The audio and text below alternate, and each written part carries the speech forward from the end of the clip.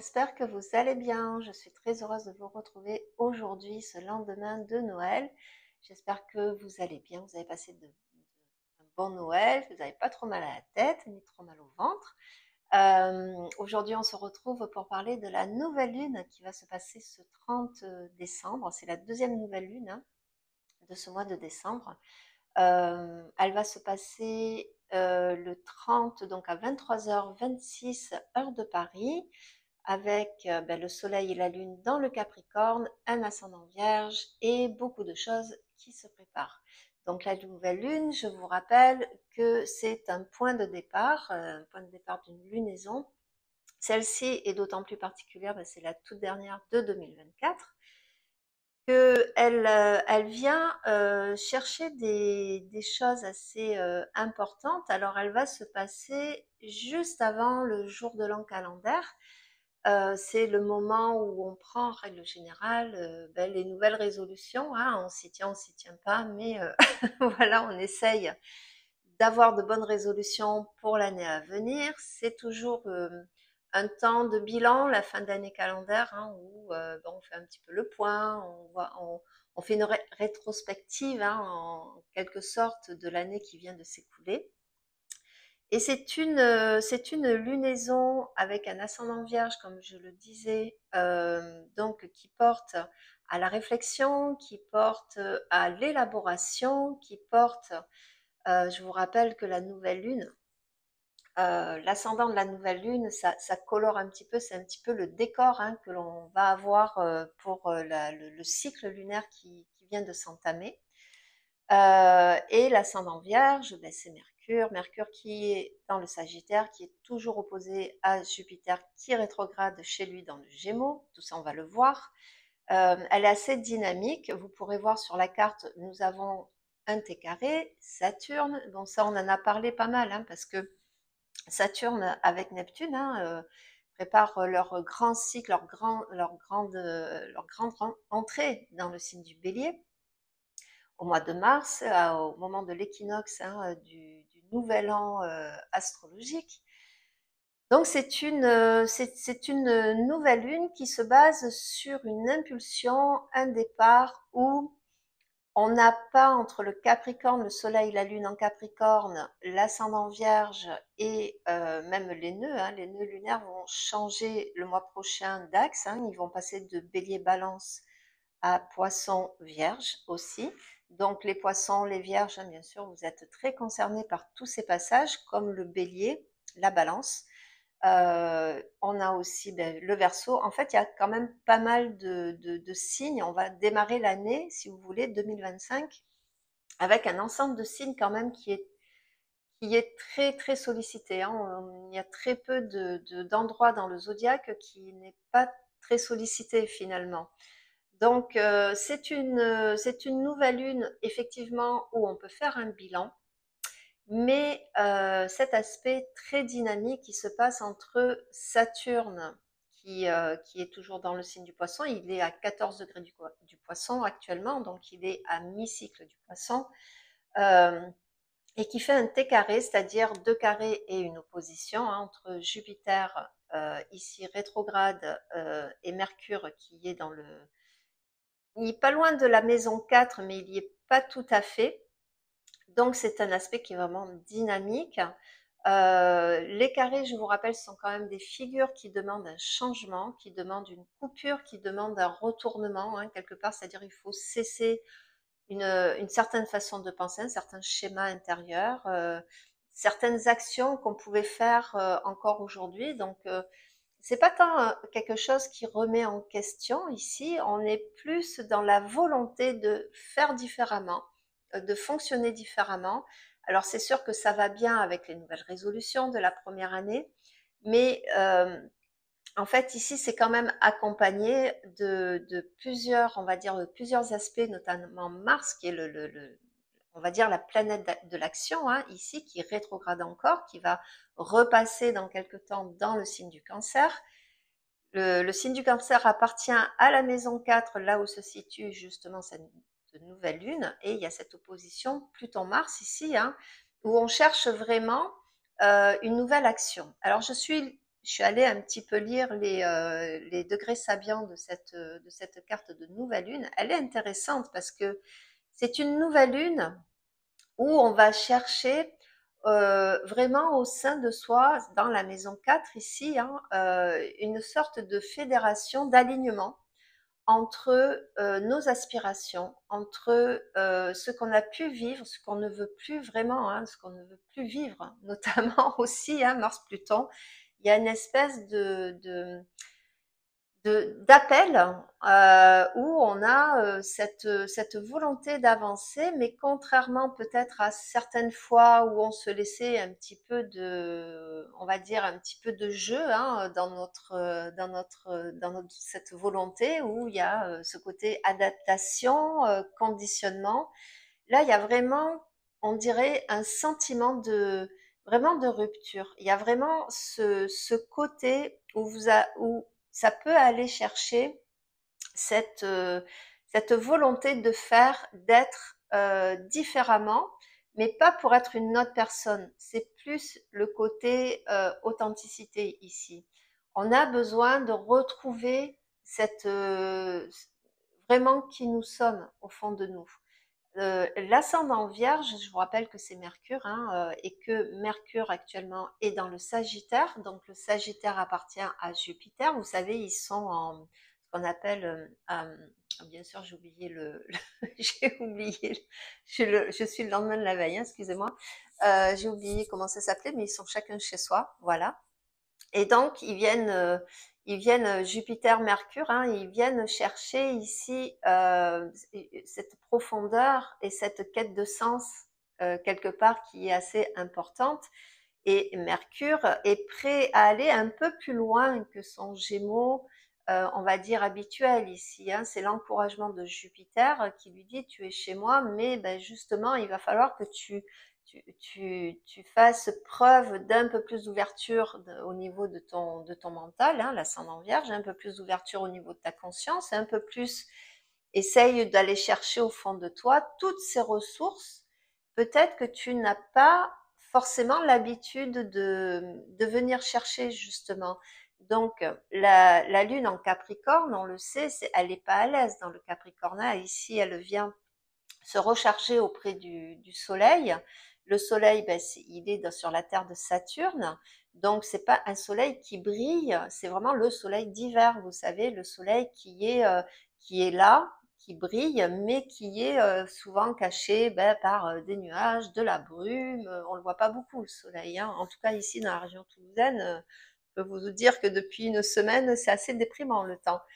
Mais quoi qu'il en soit, vous avez cette volonté de pouvoir ou de vouloir un petit peu en finir avec ce brouillard intérieur justement, avec ce manque de soleil, avec ce manque de chaleur. Vous voyez, on est en plein hiver, certes, mais ce soleil en Capricorne, tout comme la lune, hein, le besoin émotionnel. Alors, je vous rappelle que le Capricorne, Saturne, on est ici chez le père éducateur. Saturne, c'est le papa éducateur. On a envie de s'élever, on a envie de construire, on a envie d'avoir un rôle, une place bien définie au sein de la société, bien sûr, comme tout à chacun. Et cet ascendant Vierge est intéressant parce que ben, justement, c'est un peu ce message avec Mercure et Jupiter. Et d'ailleurs, c'est ce que demande aussi Saturne, je vais y arriver, pardon, qui est quand même sextile hein, à cette nouvelle lune, c'est-à-dire que le message, ça va être qu'est-ce que tu peux faire cette année, qu'est-ce que tu peux exprimer de toi, quelle est cette espèce de volonté d'indépendance. Pour moi, c'est une carte qui parle d'esprit un peu plus indépendant, une envie de se décrocher un petit peu de l'image qu'on a de soi-même, de la refondre quelque part, de la remodeler, mais en fonction, ben, le Capricorne, c'est l'expérience, c'est la maturité, c'est le fondement. Et ici, on a vraiment les deux, c'est-à-dire que le Soleil, la Lune se trouve en maison 4 chez la Lune, qui représente, je vous rappelle que la Lune appartient au Cancer et à la maison 4, c'est le foyer, la racine, les besoins fondamentaux, les, les, les, les besoins émotionnels, c'est aussi nos dépendances. Hein. La Lune, le Cancer est très dépendant. et dans le signe du Capricorne, c'est-à-dire chez le papa éducateur. Donc on a cette volonté quelque part de s'auto-éduquer, de se reconnaître peut-être dans une forme, euh, une envie. Alors ça peut passer à travers peut-être une envie, ça peut passer à travers quelque chose qu'on a compris, ça peut passer à travers une rencontre, quelque chose qu'on a lu, peu importe la forme que ça prend, mais il y a une espèce de volonté ici avec ce T carré, avec cette opposition Mars-Pluton, de vouloir vraiment s'enlever d'un certain carcan, de s'enlever d'une certaine aussi psychorigidité entre guillemets, hein, avec l'ascendant vierge, c'est un petit peu on va dire le côté un petit peu plus délicat. Donc je suis ascendant vierge, hein, je peux le dire d'ailleurs, vous le savez pour ceux qui me suivent, mais une espèce de psychorigidité.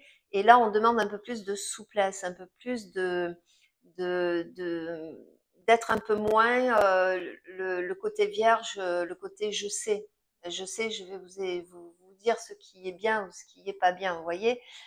C'est terrible, mais c'est vrai que c'est un côté de la Vierge parce qu'elle analyse tellement la Vierge que pour elle, elle connaît beaucoup de choses, ce qui est vrai, hein, fondamentalement parlant, mais elle peut être un peu psychorigide aussi.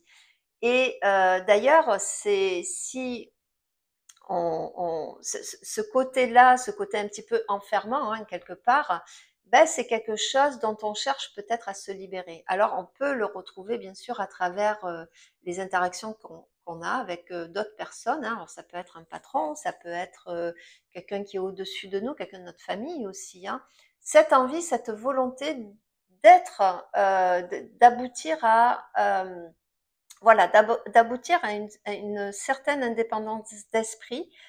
On a envie quelque part de marquer sa vie dans cette nouvelle lune, de partir sur des bases où on a envie de marquer sa lune, de marquer sa lune, de marquer sa vie ici, de plus faire les choses mécaniquement. Vous voyez, n'oublions pas que Pluton est rentré dans le signe du Verseau, qui va venir nous travailler sur tout le côté Verseau, fédérateur du Verseau, hein, le côté groupe grégaire, hein, du groupe humain ici, hein. Il est opposé à Mars. Là, en mois de février, on va, pas au mois de février, mais au mois de janvier, courant janvier, ils vont être,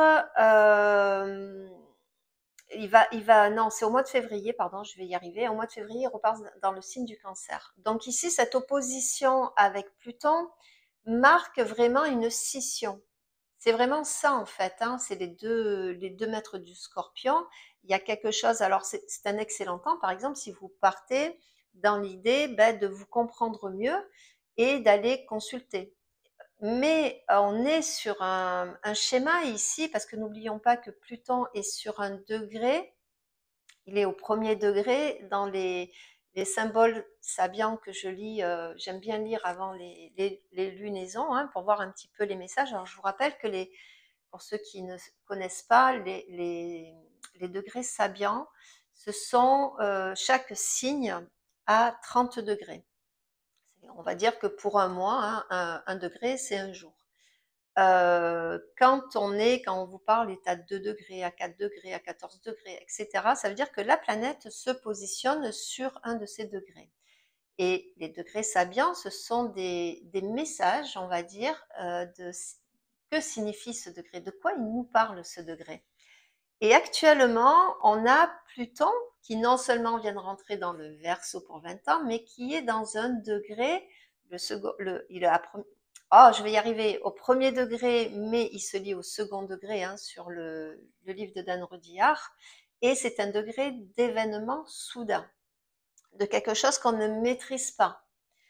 Face à Mars, qui est l'action ici, hein, c'est le maître du Bélier, il y a peut-être quelque part des décisions soudaines qui peuvent se prendre suite peut-être à ce fameux, on va dire, bilan de fin d'année, suite à un événement, suite à une rencontre, etc., etc. Ça dépend de votre vie. Mais c'est un degré de rupture, c'est un degré de quelque chose qu'on ne contrôle pas. c'est l'événement soudain. Alors, ça ne veut pas dire que vous allez vivre forcément quelque chose de soudain. Vous savez, Pluton, il est là pour un petit moment et il traîne hein, sur les degrés. Il est là pour 20 ans dans le Verseau. Hein.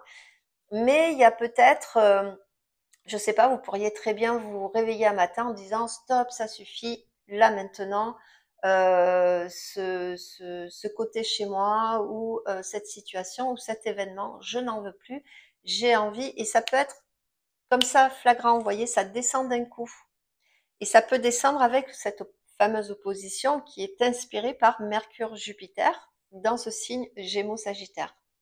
Donc, il y a quelque chose de l'ordre de la remise en question, il y a quelque chose de l'ordre du bilan, mais pour moi, c'est plus une nouvelle lune qui nous parle d'un cycle d'indépendance, d'un cycle de, de recherche d'authenticité, de recherche de qui je suis au fond de moi. Il y a quelque chose de l'ordre de l'éducation, de l'expérienceur, de vouloir vivre d'autres expériences. Alors, pas forcément une autre vie, on est bien d'accord que vous n'avez pas changé de vie comme ça au fur enfin, du jour au lendemain, on est bien d'accord, hein, c'est pas ce dont je vous parle, mais de mettre en place peut-être des actions que jusqu'ici vous n'avez pas osé, c'est de penser à l'avenir. Et c'est pas une question de nouvelle année, c'est juste que on, l'année 2025, pour ceux qui n'ont pas vu la vidéo, ben, je vous invite à aller la voir. On rentre quand même dans des cycles et on les sent quelque part. Et n'oublions pas que en termes d'inconscient collectif, on a notre inconscient personnel, mais qui est relié à ce collectif. Et quelque part, on est plus ou moins influencé. Chacun de nous, le plus cartésien de nous, le plus terre à terre de nous, reçoit quand même d'une façon inconsciente, on va dire, la vibration du groupe. Et la vibration du groupe fait que ben, chacun, on a tendance à vouloir prendre, on a tendance à croire qu'on prend ses propres décisions, mais elles sont influencées par tout un tas de, finalement, de paramètres qu'on ne saisit pas forcément. Alors, bien sûr, on en a parlé assez souvent, tous ces paramètres, on va dire, culturels, familiaux, mais il y a aussi celui du groupe humain ici. Et on se prépare à une année 2025 qui va être très chahutée, mais très fédératrice dans le groupe. Du moins, si on veut y aller. C'est toujours pareil, hein. Donc c'est ce Saturne est intéressant parce qu'il est en train de saisir, quand vous regardez un T carré, hein, c'est un triangle, et c'est lui, il est ce qu'on appelle en apex, c'est lui qui tient les rênes. Et je vous rappelle que Saturne, en dehors d'être le maître du Capricorne, le père éducateur, c'est aussi celui qui marque le temps, qui marque les événements. Saturne fait le tour de son zodiaque à peu près 29 ans et demi, hein, avec des variations bien sûr, mais il est arrivé au mi-cycle du Poisson, et c'est toujours, hein, vous savez, alors on va reparler des degrés, mais vous connaissez sûrement mieux les décans, premier décan, second décan, troisième décan. Et bien entendu, ben, le premier décan est un commencement.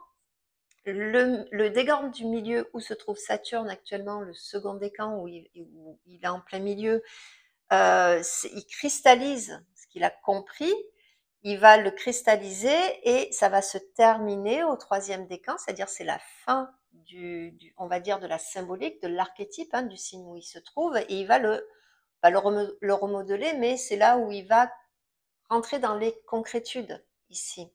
Donc on est à la veille de tout se concrétiser, que ce soit un événement, un courant de pensée, quelque chose. Et là, dans le Poisson, c'est les croyances, c'est les aspirations, c'est aussi les mensonges, c'est aussi ce qu'on a pu croire. Je vous rappelle que les Poissons, Neptune notamment, qui est très proche du nœud nord, hein, parce que le nœud nord s'apprête à passer dans cet axe-là, Poisson Vierge.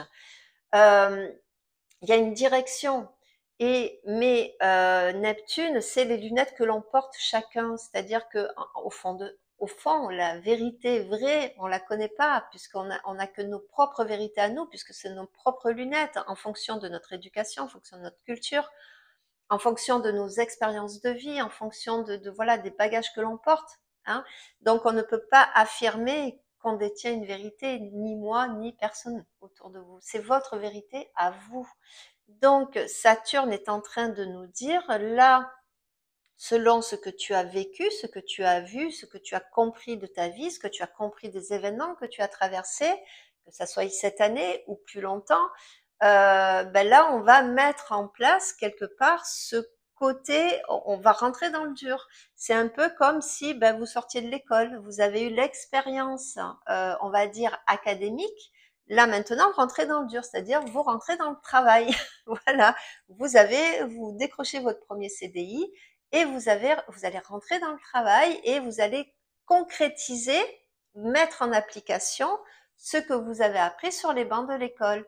C'est ça, c'est le sens de Saturne. Sois discipliné, apprends de tes expériences, mets-les en route, mets-les en forme, mets-les, et là on peut parler de pensée aussi, de forme pensée. Il faut les amener ici dans le principe de réalité. Parce que on est tous, on va dire, invités à ce grand, à ce grand tournant, hein, parce que c'est 2025, c'est vraiment une année de grand tournant. Et donc, on va avoir ce côté un petit peu où on est un petit peu plus, on est moins plombé en fait. On est moins plombé. Une envie d'indépendance, comme je l'ai dit, une envie de coupure avec ces schémas. De toute façon, quand vous regardez la carte du ciel, on le voit, il y a des oppositions, il y a des carrés de partout. Et on est soutenu par Neptune. Neptune qui est l'inspiration, qui est bien aspecté à Uranus, qui est bien aspecté à la nouvelle lune aussi. Et donc, qui vient nous dire vraiment, vous voyez, ce côté, parce que Neptune, c'est ça, c'est l'inconscient, l'inconscient collectif, hein, c'est le projet sens, c'est l'amour inconditionnel, c'est la grande sœur de Vénus, hein, ici. Vénus qui se trouve d'ailleurs en Verseau, entre la maison 5 et la maison 6, elle est vraiment à cheval, hein, j'avoue que. Et Vénus en Verseau, elle a envie de faire ce qu'elle aime, vous voyez. Donc il y a cette espèce d'inspiration profonde et qui cherche à se frayer un chemin vers le concret, et je vous dis, c'est au-delà des simples vœux de début d'année, hein. C'est qu'on est tous embarqués dans une grande aventure collective qui va continuer en 2025 et qui va prendre des formes très soudaines, des choses peut-être qu'on ne s'attend pas, hein, avec un Pluton qui tourne autour de ce degré-là. Moi personnellement, c'est le degré de ma porte invisible, donc je peux vous dire qu'actuellement, je vis des choses assez particulières, bon, qui sont subtiles, mais dont voilà, j'arrive à plus ou moins, parce que la porte invisible, peut-être qu'un jour je ferai une vidéo sur cet axe de porte visible et invisible. Donc j'ai l'aller-retour de Mars-Pluton, hein, sur cette porte, et je peux vous dire qu'il y a des choses qui bougent beaucoup à l'intérieur de moi, malgré moi, mais qui viennent toucher mon inconscient. Et vous voyez, des fois, ça peut être très subtil, mais n'empêche qu'on avance, n'empêche qu'on comprend, n'empêche qu'on intègre. Donc ça, c'est vraiment le maître mot de cette nouvelle lune. C'est pas juste une nouvelle lunaison, c'est pas juste un nouveau départ, ce ne sont pas juste de nouvelles résolutions, c'est qu'on est embarqué, on a ce sentiment d'ailleurs peut-être d'être embarqué dans une espèce de mouvement qu'on n'arrive pas tout à fait à saisir encore aujourd'hui, mais qui pousse avec Neptune, hein, et qui nous pousse vers quelque chose qu'on a envie d'expérimenter, quelque chose qui n'est pas forcément de l'ordre du quotidien de tous les jours et qui vient nous chercher dans nos racines à nous, dans ce que l'on a ici au fond des tripes. Donc ça peut être très porteur. Attention, parce que le mauvais côté, ça sera de se crisper face à toutes ces tensions, hein, qui sont, parce qu'elle est quand même un petit peu tendue, hein, à toutes ces tensions, d'être guidé vers quelque part vers la peur, hein, mais cette peur, peut-être que là, c'est aussi une excellente carte pour y faire face, pour regarder, voilà, pour se dire que de toute façon, qu'est-ce qui nous fait croire, hein, finalement, que l'on est en danger? Est-ce que c'est vraiment réel ou est-ce que c'est juste une construction? Voilà. Voilà ce que je pouvais vous dire de cette nouvelle lune qui, pour moi, elle est toujours. Bon, après, vous allez dire, je vous dis toujours pareil, hein, elles sont toujours très intéressantes, mais pour moi, ouais, elle est vachement intéressante. Je sais pas, je vais regarder qu'est-ce que je pourrais apporter d'autre au niveau des informations. On a toujours la lune noire qui est en balance, on a toujours Vesta qui est à 28 degrés de la balance qui s'apprête à rentrer, elle va faire un petit détour là je vais y arriver, par le scorpion. Je vous rappelle que les scorpions des tout premiers décans là expérimentent le carré de Pluton. Hein, donc courage, mais Vesta, là, va vous aider. Alors même les scorpions du premier décan, pour cette lunaison, vont être fortement impactés aussi, peuvent être fortement impactés. Donc vous regardez dans le scorpion si aussi vous avez quelque chose, la lune, un point, l'ascendant, le soleil, etc. Ça peut être intéressant parce que le scorpion et le capricorne s'entendent, hein, l'eau et la terre du capricorne s'entendent très bien.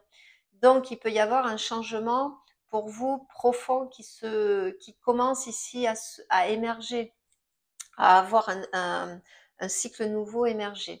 On a l'axe des nœuds aussi qui est en train de titiller un petit peu l'axe poisson-vierge. Donc, les vierges, les poissons, là, ils vont quitter. Hein, et le nœud en poisson, le nœud nord en poisson va nous parler du collectif. Hein. Le poisson, c'est l'inconscient collectif. Donc là, on va être tous en mode hein, inconscient collectif et poussé par le collectif. Mais j'en parlerai quand ils seront, c'est dans 15 jours, hein, de mémoire, où l'axe des nœuds va passer dans le poisson et la vierge, le nœud sud en vierge et le nœud nord en poisson. Donc tout ça, on va en parler. Voilà, écoutez, pour ma part, je vous invite toujours, bien sûr, à ajouter un petit commentaire, à mettre un pouce si vous aimez mon travail, bien sûr, à vous abonner, il n'y a pas de souci.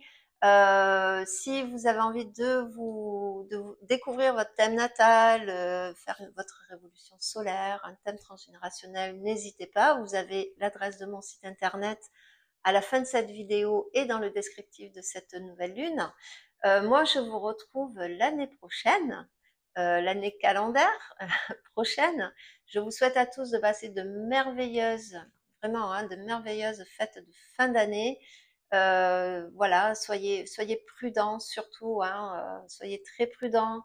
Si vous faites la fête, n'hésitez pas à dormir sur place, à protéger ceux qui ont un petit peu trop bu, etc., etc., pour qu'on puisse démarrer tous cette année dans la joie et la bonne humeur. Je vous souhaite à tous une bonne fin d'année et je vous retrouve en 2025. Bisous à tous.